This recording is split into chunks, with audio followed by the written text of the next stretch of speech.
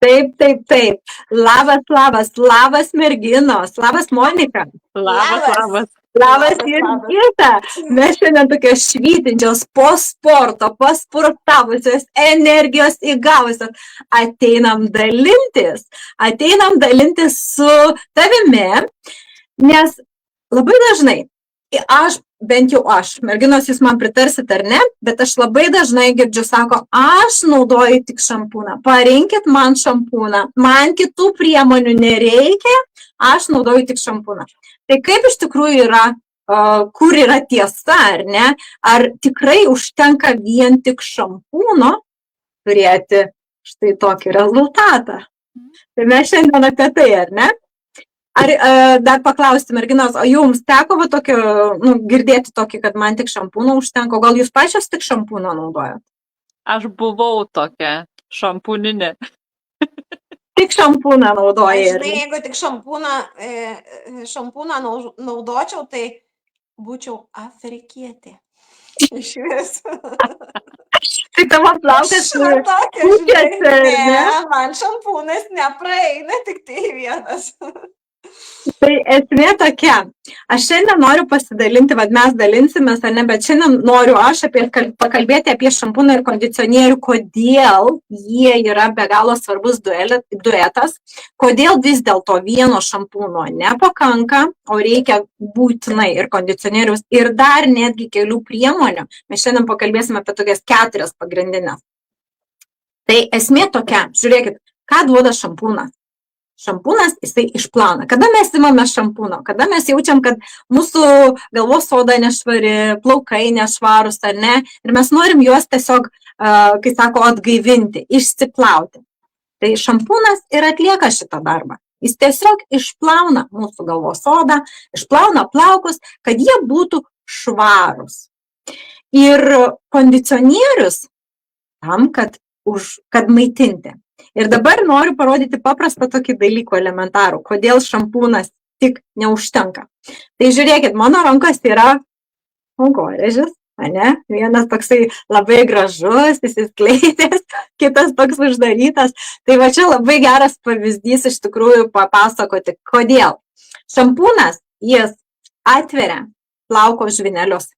Ir pažiūrėkite, kai atveria plauko žvynelį, ar ne, kas vyksta, ar ne, jis tai toksai, kai sako, netgi žiūrėkit, kai mes plaunam plaukus, jisai tiesiog girgžda, ar ne, girgžda ir galvos oda ir pats plaukas.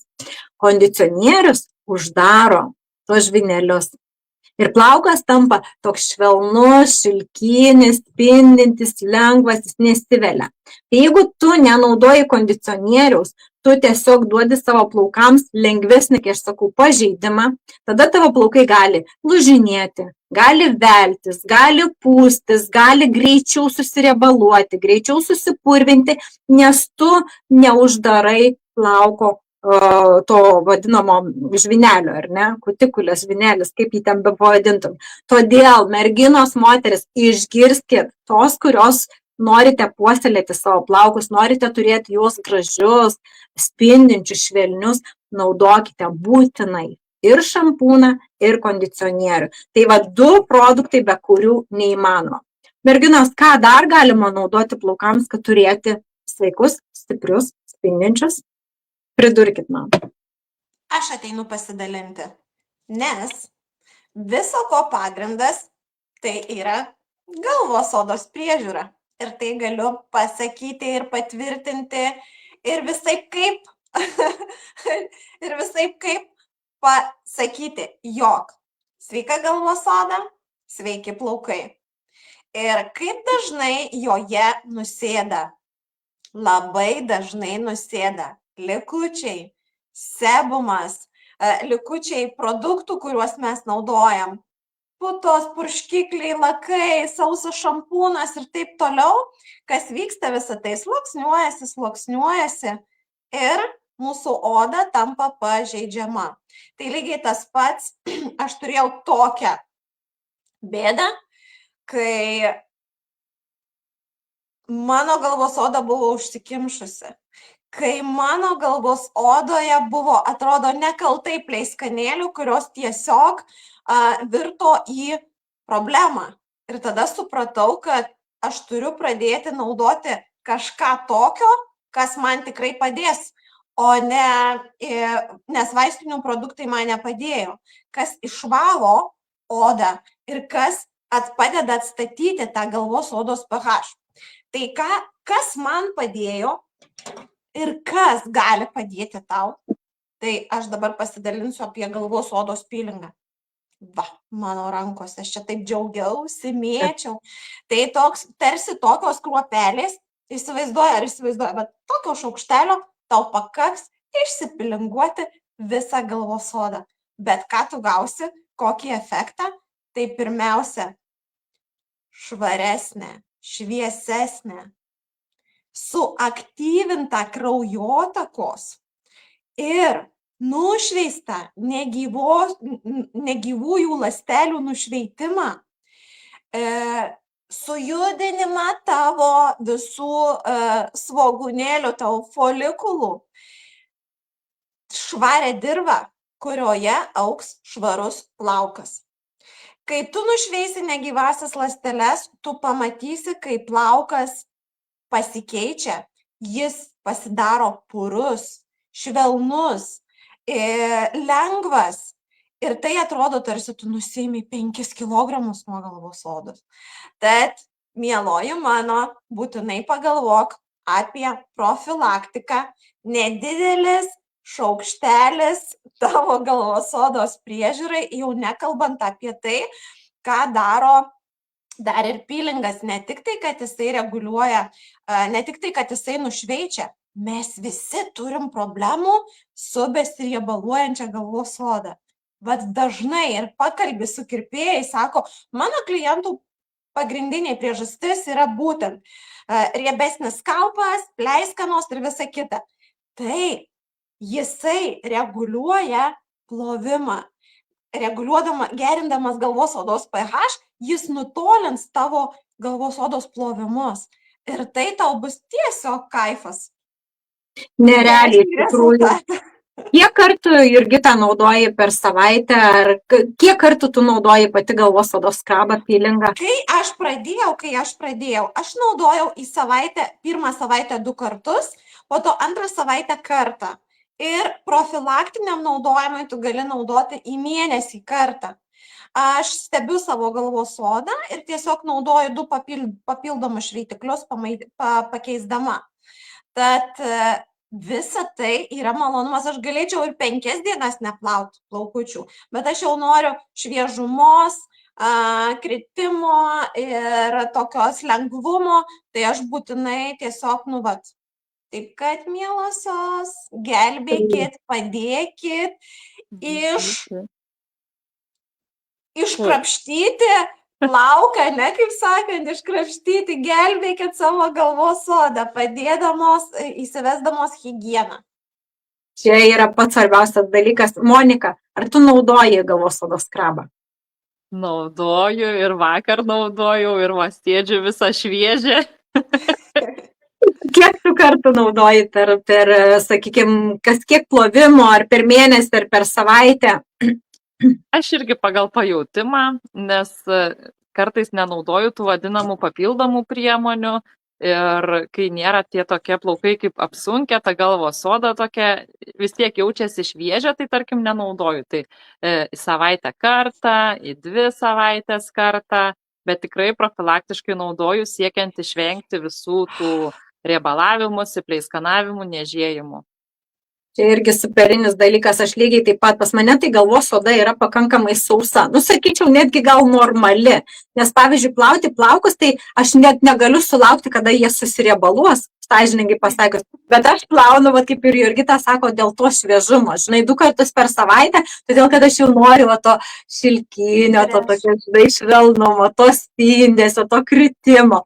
Tai iš tikrųjų, na kągi, kai sako, šampūnas, kondicionierius čia jau yra pagrindas, skrabas tai yra dėl sveikatos, kai sako, sveika galvos oda, sveiki plaukai, bet ko reikia dar? Monika, pasidalink, koks yra dar labai svarbus produktas mūsų plaukams, ką jis daro, ką jis duoda? Taip, tikrai tai yra plaukų kaukė. Nes jeigu šveitiklis valo galvos odą, šampūnas nuplauna nešvarumus, o kondicionierius glotnina tą plauką, tai kaukė lenda jau į vidų, įsiskverbia ir jinai duoda tą, kaip pavadinti, pagrindinį darbą atlieka. Nes jeigu plaukas yra sausas ar šiaušiasi, tai trūksta drėgmės. Jeigu jau lūžinėja, ten trupa, tai reikia jau, kaip sakant, tą struktūrą atkūrinėti. Ir kondicionierius su šampūnu vienas pats to tikrai nepadarys. Reikalinga kaukė, kuri lenda į plauko vidų. Tai kaip Jurgita dalinosi savo galvos odos istoriją, aš norėčiau pasidalinti apie plaukus. Nes tikrai šventai tikėjau, kad mano plaukai yra šiurkštus, toksai yra plaukas, čia stori, taip turi būti. Ir jeigu manęs paklaustumėte, ar aš naudojau plaukų kaukę, aš pasakyčiau, jo, naudojau, visų pirma, naudodavau labai labai retai, tai į mėnesį, į 2 mėnesius gal kartą jau čia toksai spa būdavo atsėti. Jo, bet kas svarbiausia, didžiausia klaida yra, kad aš naudodavau ne tą seką. Aš naudodavau kaukę ant pačio galo, po kondicionieriaus, kurį irgi įsitraukiau palengva, nes pradėjau nuo šampūno, tada kondicionierių įtraukiau, tada tik tais kaukę. Tai kaip Rita rodė tą kankorėžį, tai aš ant to uždaryto plauko tepdavau tą kaukę, tai realiai jokios naudos. Tai tas plaukas kaip šiurkštus ir ta kaukė neįsiskverbia į plauko vidų. Tai iš tikrųjų dar ką norėčiau paminėti, kad ta kaukė nėra kažkokia stebuklinga piliulė, kad vieną kartą patepiau ir man jau ten plaukas žvilga minkštas, nebetrupa jau. Ne, tai irgi yra rutinos dalis, tai irgi reikėtų pradžiai bent jau kol tą plauką sureguliuoti, sunormaliuoti, bent kartą į savaitę ar netgi 2, jeigu plaukas jau yra stipriai pažeistas ir paskui jau kas 2, kas 3 plovimą. Tai tikrai dabar plaukučiai švelni, minkšti, gali čia grėblius kišti, nekliūs niekas. Jo, iš tikrųjų tai taip, mum irgi Raimonda komentuoja, kad kaukė tai spa namuose. Iš tikrųjų, kaip ir Jurgita dalinaisi, ar ne, tau tą kaifą duoda, kai aš sakau, skrabas, ne galvos.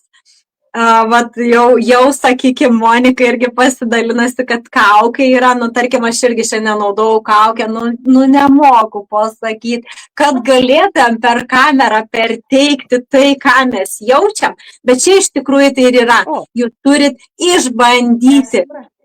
Nebandysit, nesuprasit, mielosios mano, nepabandžiusios, kai sako, neparagavusios, tu nesuprasit to skonio ir nesuprasit, apie ką mes kalbam. Mesgi dalinamės tai, kad mes jau išbandėm. Tai merginos, dabar žinokit, tai pakalbėjom, šampūnas, kondicionierius, tai yra svarbu, dėl šitų dalykų šampūnas atveria, kaukės prisimaitina, kondicionierius uždaro galvos odą. Sveiki plaukai, žinokit, aš dar pasidalinsiu savo patirtimi. Taigi, kokias aš klaidas dariau ir ko aš nenaudoju, ogi apsaugos nuo karščio. Merginos, ar jūs naudodavot? Kartais naudodavau. Kartais. O aš nenaudodavau. Aš tiesiog irgi turėjau, tas, kai sako, šampūnas, kondicionierius ir kaukė. Dar aliejuką kokį nors iš parduotuvės ten ar iš kirpyklos nusipirkdavau, alegaliukams patepti. Bet įsivaizduokit, ir aš galvodavau, tai kodėl mano tie plaukai pastoviai nutrupa, pastoviai kažkokie pasišiaušia, pastoviai kažkokie, nei to spindesio nėra. Aš anksčiau, žinokit, tai pavydėjau, baltai pavydėjau, ypatingai blondiniam, aš galvojau, kaip jų plaukai taip spindi. Tai kaip tau spindės, jeigu tu nenaudoji apsaugos? Jeigu tu nesaugai savo plaukų, tu juos su džiovintuvu išsausini. Tai žinokit, merginos, dabar kol aš dar dalinsiu, aš tuoj papasakosiu ir parodysiu. Atsinešiau savo prietaisą. Žinokit, tai yra skrudaltuvė. Ir tepsiu, pietus, pusryčius, o darysime eksperimentą, merginos. Aš pasidalinsiu, kaip vis dėlto apsauga yra svarbu mūsų plaukams, kaip jį apsaugo tavo plaukus.